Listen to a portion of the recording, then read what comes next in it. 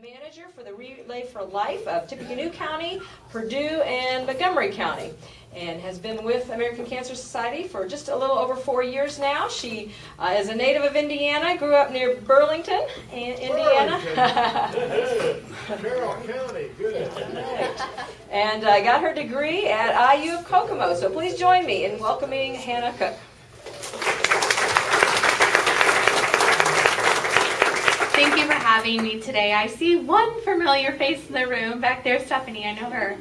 So it is a pleasure to be here today and to tell you a little bit about what the American Cancer Society does in all different aspects. And after I go through several things at the end, if anyone has questions, feel free to come up and ask me individually. If you want more details, I'm happy to answer questions as a group as well. So specifically for children, we do several programs in schools to promote healthy living, ways to prevent cancer. This could be something simple as doing like a field day, kind of like, it's called Relay Recess, so getting the kids together, doing some kind of physical activity to let them know how important it is to stay active. And we teach healthy eating as well. And usually along with the programs that we do with them, they do some kind of fundraising aspect, and then that money goes back to the American Cancer Society. So there's a lot of different things within the schools that we can do. And then we have schools that like to participate in the Relay for Life itself, which Tippecanoe County has the #1 relay in the state. So this community knows how to rally and raise money, and I know it's all different aspects as well, so you guys should be proud to live here. The different programs and services that we offer, all of that comes from money that our donors, investors donate to the American Cancer Society.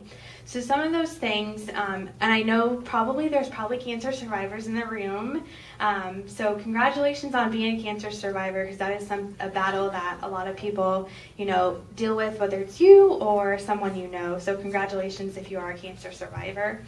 And everyone is affected by cancer. So some of the programs we offer, I'll briefly go over them. One of them is called Road to Recovery. So if a patient needs to get to treatment and they don't have someone to take them, we have volunteers, and we're always looking for volunteers to be Road to Recovery drivers. And those Road to Recovery drivers, they can do it on their own time. If they can only do it once a month or twice a month, that's totally up to the volunteer. But, a lot of families, they work, so they can't take off every day to take their loved one to an appointment. So that's one program that we coordinate for cancer survivors. And all this stuff that we do is all across the United States as well. We also offer free lodging. So if you know someone that's going through cancer treatment, and a lot of people do travel out of town, so we have what's called Hope Lodges. So we have one in Cincinnati, Chicago, and up in Michigan. We do not have one in Indiana, but we do have a program with Extended Stay America. And we offer free night stay at extended stays. So that's something, if we have someone in Indianapolis that's traveling from Lafayette, they can stay at an extended stay for free in in Indianapolis. And then something that we offer 24/7 to anyone. So whether you're going through treatment or you say you have a friend that needs help and that person can't call, we have an 800 number that you can call any time of the day.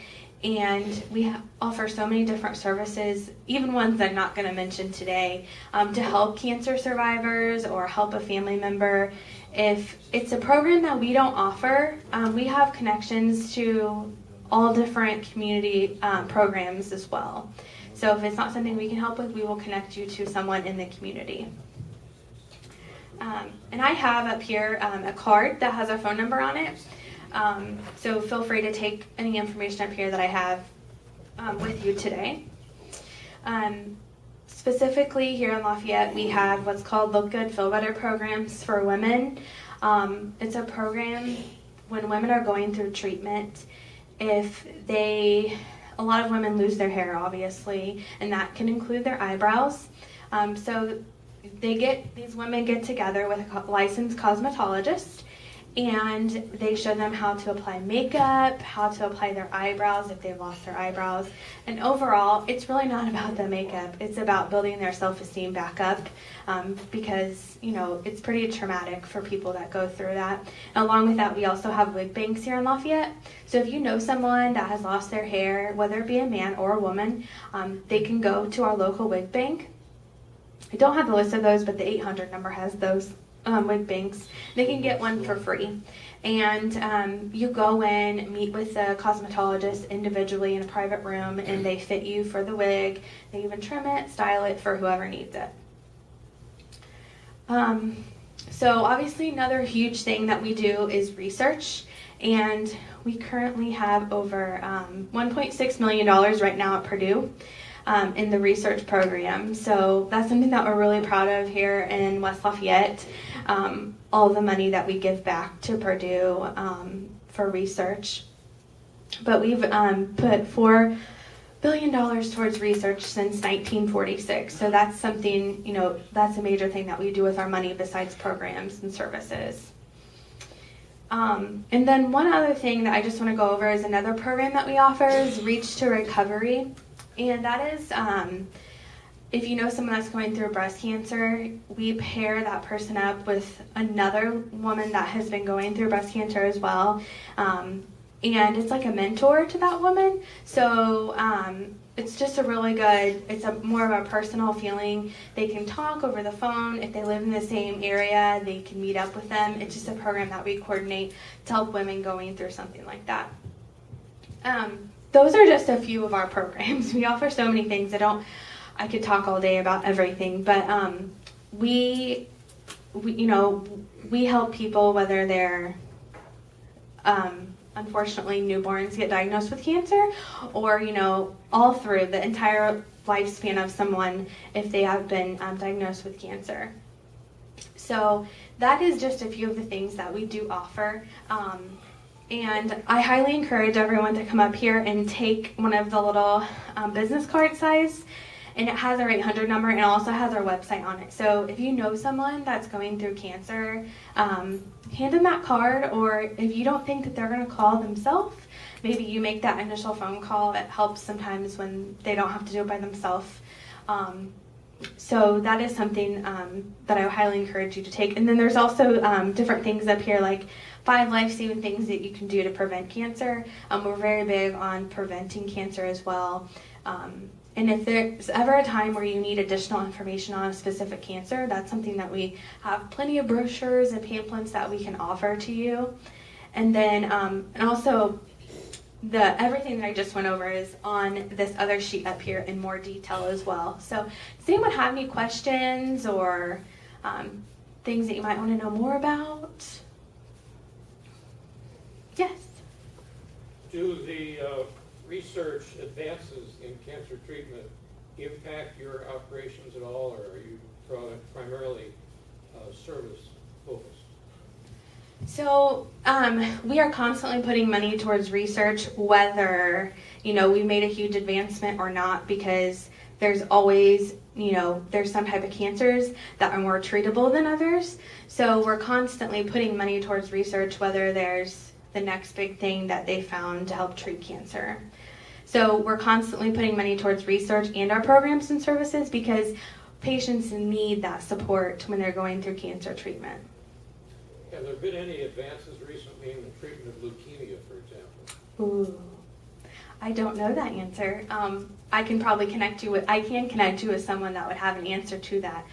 Unfortunately, I'm not on the more clinical side of it, so I don't know all of those details. Yeah, but I can connect you with someone if you want to know more information about that. And I have a really great relationship with Purdue Center for Cancer Research at Purdue as well.